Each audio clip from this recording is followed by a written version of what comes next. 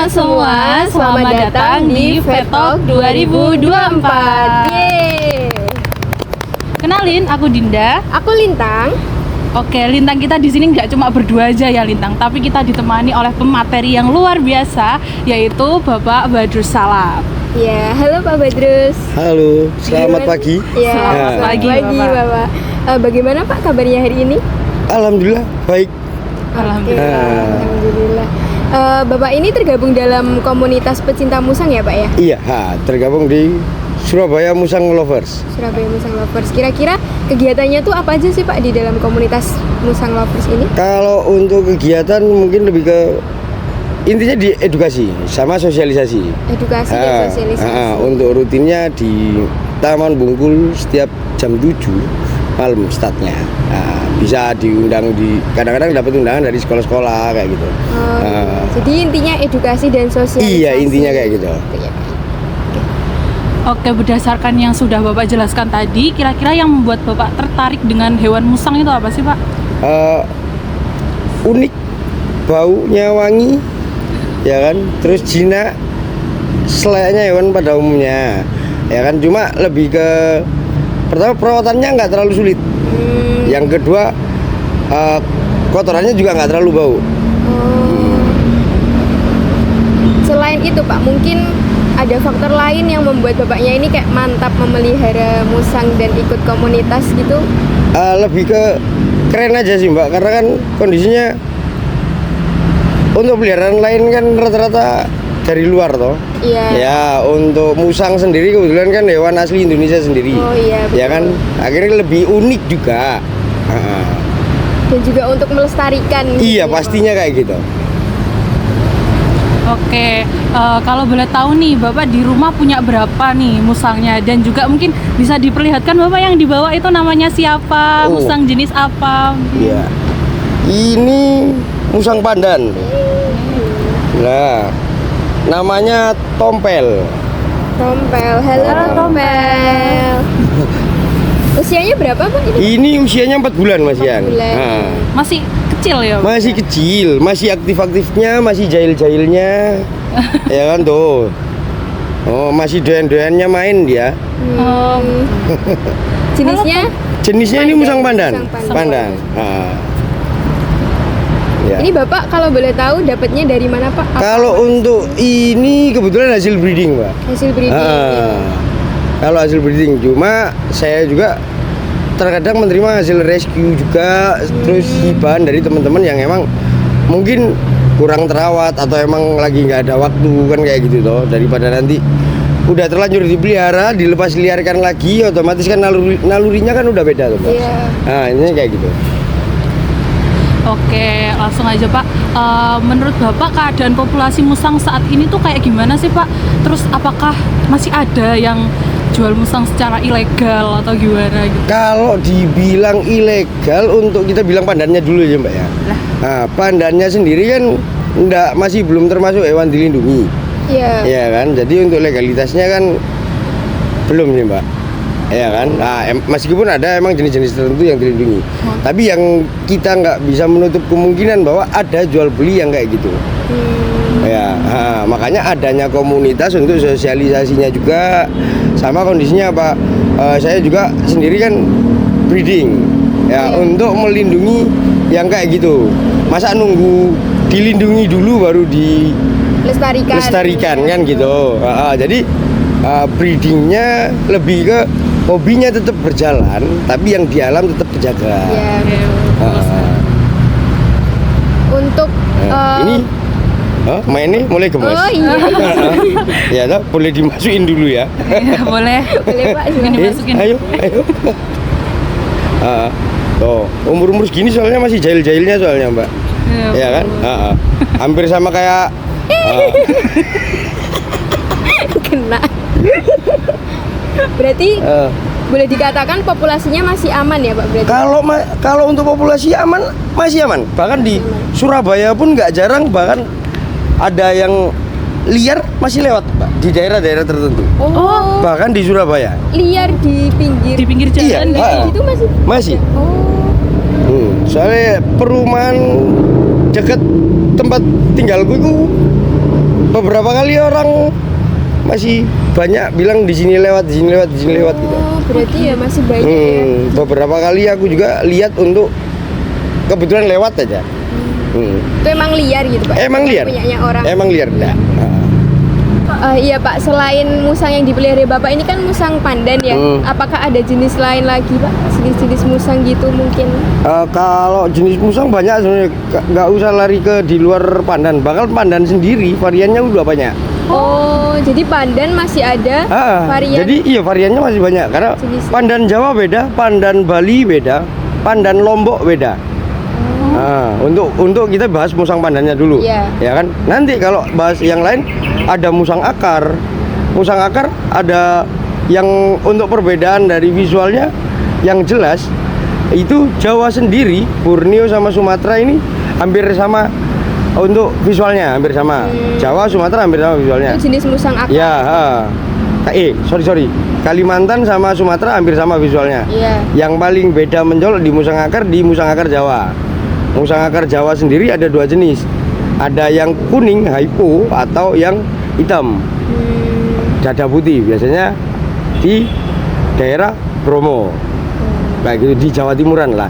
Untuk yang hipo kebanyakan di daerah Jawa Tengah sampai Jawa Barat, kayak gitu. Untuk ada lagi musang jongkok, ada musang zebra, biul, termasuk garangan masih diikut musang nggak? Aduh.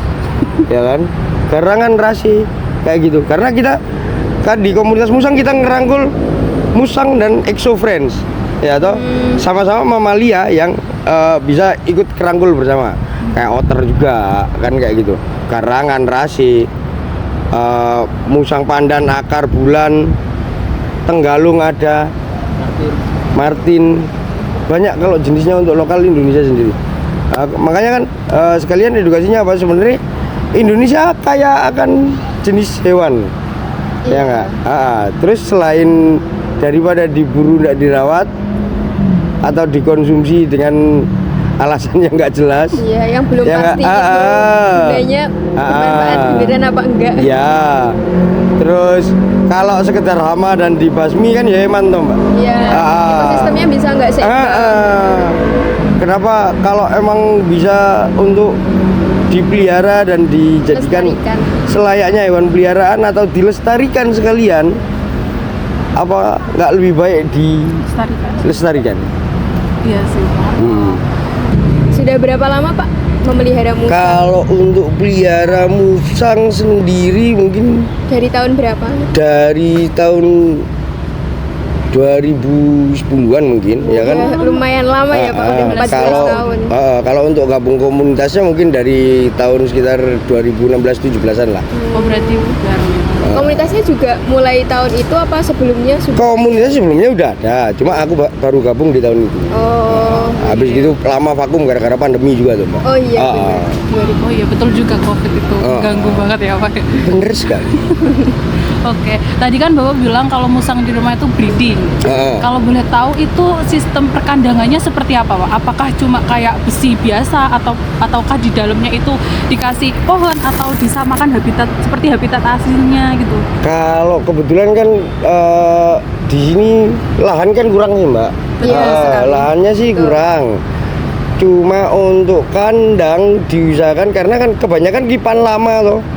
Jarang sekali tangkapan liar. Iya. Nah, emang tangkapan liar sih, cuma kipan lama dipelihara. Jadi udah adaptasi dengan kandang duluan, gitu. Dan kondisinya Pak, emang kalau di Surabaya ini lahannya kan nggak terlalu besar. Iya. Perumahan-perumahan gitu. Gitu. Jadi ya menyesuaikan aja lah. Kalau untuk kandang, kalau untuk terlalu besar juga kan makan tempat sih Mbak.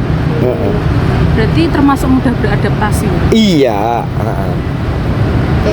Selanjutnya kalau boleh tahu kebiasaan unik atau behavior unik dari musang itu apa aja ya Pak? Kalau musang sendiri pertama kan bukan hewan koloni. Iya. Ya. Yang kedua dia nokturnal. Iya. Berarti aktifnya di malam hari. Untuk unik lainnya cenderungan hampir sama kayak mamalia lain, anjing atau kucing. Jadi interaktifnya itu sama ownernya. Oh iya. Gitu. Makanya malah kecenderungan kalau ketika hasil breeding atau piaraan dari baby, ya kalau emang dia di rumah nggak ada musang lain atau ada hewan lain, DE malah kurang bisa beradaptasi malahan. Jadi udah terlanjur nyaman sama ownernya aja sebenarnya. Bapak pernah menemukan nggak Pak kira-kira musang yang liar gitu? Pernah. Pernah. Apakah sering Pak? Ya, kalau untuk intensitas seringnya sih nggak sering Mbak. Cuma kan makanya tak bilang ada bahkan skala di Surabaya. Iya. Gitu. Terus mungkin musang Bapak sendiri ada nggak yang sikapnya itu agak liar terus agak takut manusia gitu? Ada beberapa karena kan pertama ada hasil rescue juga ya kan. Iya. Hasil rescue rata-rata mereka bakal overprotective karena kondisinya apa, mereka punya trauma tersendiri. Iya. Akhirnya apa, gara-gara trauma itu akhirnya bisa dibilang galak, bahkan punya ketakutan sendiri sama manusia karena kan kita juga nggak tahu cara tangkapnya gimana kan, kayak gitu sebelum diserahkan ke kita. Iya. Itu yang bikin musang-musang tertentu di rumah itu galak banget. Terus biasanya cara Bapak memperlakukan agar musang itu nggak takut sama kita atau takut jumpa sama manusia yang lain tuh gimana? Makanya kalau itu sih lebih ke tak bilang itu gunanya gabung di komunitasnya. Karena sharing-sharing. Pertama sharing perawatan, terus kondisinya apa? Dengan sering kita bawa musang di tempat umum, ya kan akhirnya apa?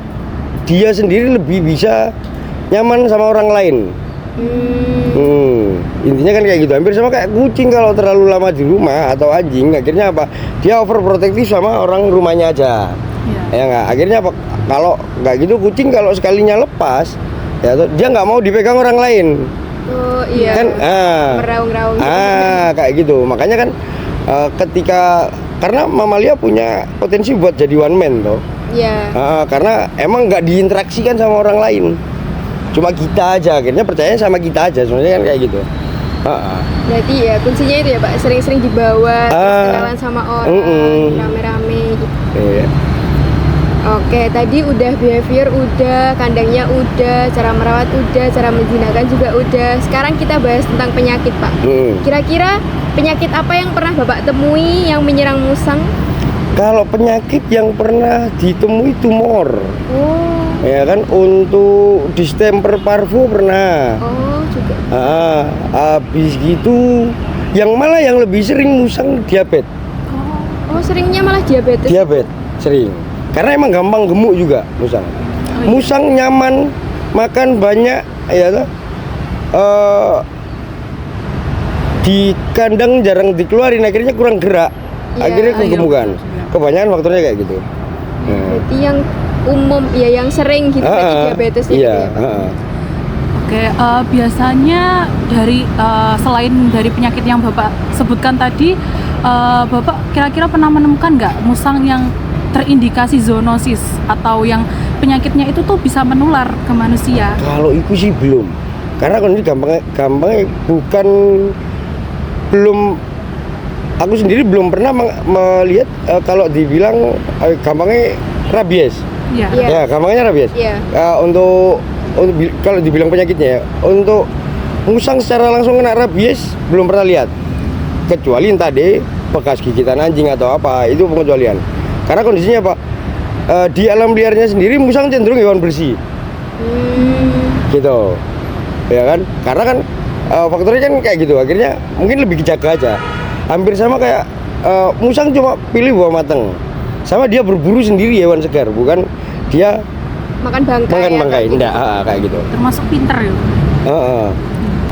Mungkin apa pernah gitu musang-musang Bapak itu terkena penyakit zoonosis seperti skabies, terkena kutu atau lain sebagainya? Kalau kutu kebetulan biasanya yang dari liar. Ya toh, atau enggak gitu emang DE di tempat enggak kerawat. Ya toh. Biasanya dapat ibaan berkutu dari situ. Ya, untuk skabiesnya kebetulan sering terjadi di perawatan-perawatan yang kurang tepat. Ya, untuk kasus ke skabiesnya menular ke manusia, saya sendiri juga belum pernah ngalamin atau melihat gitu. Karena kalau untuk skabiesnya ini awalnya kan jamur toh Gi. Iya, Iya. jamur atau parasit ya. Ah. Bisa. Biasanya parasit. Parasit. Intinya kalau kebersihan kandangnya dijaga, otomatis kemungkinan untuk terjangkit kan kecil. Iya. Makanya edukasinya bukan kalau aku sih yang sering edukasinya bukan soal menanggulangi skabiesnya atau Mencegah. kutu, ya kan? Lebih baik edukasi di kebersihan kandangnya dulu. Karena kondisinya apa? Mau diobatin berapa kali pun, tapi kondisinya kandangnya masih belum terjaga, otomatis bakal terjangkit lagi. Potensinya kan kayak gitu. Iya. Iya betul sekali Bapak. Jadi untuk mengurangi skabies sendiri itu, jadi kita harus rutin sanitasi kandang agar mengurangi adanya parasit-parasit. Iya. Gitu. Kalau masalah kesehatan gitu, apakah bapaknya juga sering berkonsultasi dengan dokter hewan gitu? Kalau untuk konsultasi sih, mungkin momen-momen tertentu baru konsultasi, ya kan? Iya. Makanya kan seringkali kita juga di komunitas kita sharing tentang perawatan sama referensi dokter hewannya. Karena kondisinya apa? Untuk perawatan mungkin kita bisa sharing soal pengalaman ya toh. Biasa kita ngerawat kayak apa kayak gitu toh. Tapi kondisinya apa? Untuk kasus khusus di medis-medis ini kan kita tetap perlu ranah ke dokter hewannya toh Mbak. Iya, betul. Itu yang nggak bisa dipungkirin. Apakah mungkin ini musang-musang Bapak ini rutin divaksin gitu? Kalau rutin vaksin mungkin sekedar antisipasi aja sih. Antisipasi. Kalau untuk rutin vaksinnya sih tetap divaksin untuk gimana biar tetap kita piaranya nyaman juga, nggak ada kekhawatiran. Intinya kan di situ. Oke. Berbicara soal perawatan nih Pak, untuk menjaga kesehatan musang-musang Bapak di rumah yang banyak gitu tadi sekitar 20 ekor lebih ya Iya. Pak. Itu biasanya Bapak kesehariannya itu merawatnya seperti apa? Atau mungkin ada treatment 1 bulan sekali atau 1 minggu sekali itu ngapain aja ke musang-musangnya? Kalau saya sih lebih ke mungkin kan kebetulan di rumah kandang kecil. Iya. Ya kan kandang kecil. Lebih rutin entah itu 1 minggu sekali atau 2 kali tak lepasin satu-satu ya kan biar jalan-jalan aja. Ya kan untuk pakannya karena kebetulan musang ini kan omnivora. Iya. Jadi dia makan daging juga, makan buah juga. Ya kan? Ya lebih ke dikasih pakan yang berimbang aja. Jadi nggak melulu pisang aja, daging aja. Ya, berarti diseling-seling Ya. kadang sayur, kadang buah. Biar nggak daging, bosen juga. biar- Kadang kan apa ya? Hewan juga ya Ada kata rasa baik ada bosen. bosennya. Atau mungkin kalau misalkan soal vitamin gitu Bapak, mungkin 1 minggu sekali dikasih vitamin atau 1 bulan sekali dikasih vitamin, itu dikasih nggak? Kalau untuk vitamin itu dikasih untuk apa? Pertama metabolisme tubuhnya. Apalagi sekarang kan musim pancaroba sih Mbak. Biasanya multivitamin untuk jaga daya tahan tubuhnya sama penambahan nafsu makan biasanya nih. Soalnya kan kadang-kadang kendala nih di hewan apapun kan nafsu makan lagi turun kan kayak gitu. Karena kondisinya apa? Metabolisme kalau menurutku sih metabolisme tubuhnya sama nafsu makan ini dua-duanya harus di-push. Kalau enggak gitu ya metabolisme ini bagus, enggak doyan makan tuh drop juga ya kan. Doyan makan tapi metabolisme ini enggak bagus juga makan penyakit. Iya. Intinya di situ. Oke, sekarang harapan Bapak nih buat Ah. kelangsungan hidupnya musang dan juga para penonton yang memelihara musang, mungkin harapannya Bapak tuh gimana Pak? Kalau harapan saya sih pertama tujuan untuk komunitas sendiri sosialisasi untuk pengenalan musang sebagai doktrinnya ini trademarknya musang ini kan hama. Ya kan, makanya apa kita memperkenalkan bahwa musang juga bisa dipelihara selayaknya hewan peliharaan pada umumnya. Ya kan? Terus untuk mengubah paradigma bahwa musang ini hewan konsumsi dengan alasan-alasan sing buat vitalitas lah atau apalah kan kayak gitu. Ya. Terus kondisinya untuk yang piara usahakan jangan ambil yang liar. Hasil breeding ada, jadi kayak yang saya bilang tadi, hobi tetap berlanjut tapi yang di alam tetap lestari, intinya kayak gitu. Oke nih Pak, untuk teman-teman dari Surabaya juga nih sekitar Surabaya yang pengen join ke komunitas nih, kita cari infonya di mana ya Pak? Kalau untuk cari info kita ada link Instagram sama Facebook, ya kan. Untuk on the spotnya kita rutin setiap hari Sabtu start jam 7 malam Di Taman Bungkul. Oke. Mungkin nama Instagramnya apa Pak? Surabaya Musang Lovers. Oh. Surabaya Nanti Musang Lovers. ke mbaknya, ya kan saya kasih linknya. Bisa. Ya, Oke, Boleh. boleh. Kita sertakan. Siap, Pak. Terima kasih banyak. Oke. Mungkin sudah banyak sekali ya Lintang penjelasan yang dari Pak Badrus yang kita serap di hari ini tentang musang. Aku sebelumnya mau ngucapin terima kasih banyak kepada Bapak Badrus. Saya juga banyak terima kasih. Iya Bapak, sudah menyempatkan waktu, tenaga juga di hari Minggu yang harusnya Iya. istirahat. Mungkin waktunya kesita buat hari ini gitu Iya. ya. Nggak masalah, nggak masalah. Kita Memberi juga materi. butuh wadah untuk memberikan informasi ini. Ya. Oke, mungkin udah banyak sekali ya Lintang yang kita serap. Ya, mungkin penonton yang telah menyaksikan video ini memiliki kesan atau pesan yang ingin disampaikan bisa langsung disampaikan di kolom komentar. See you See you Vetalk di Vetalk tahun selanjutnya. depan.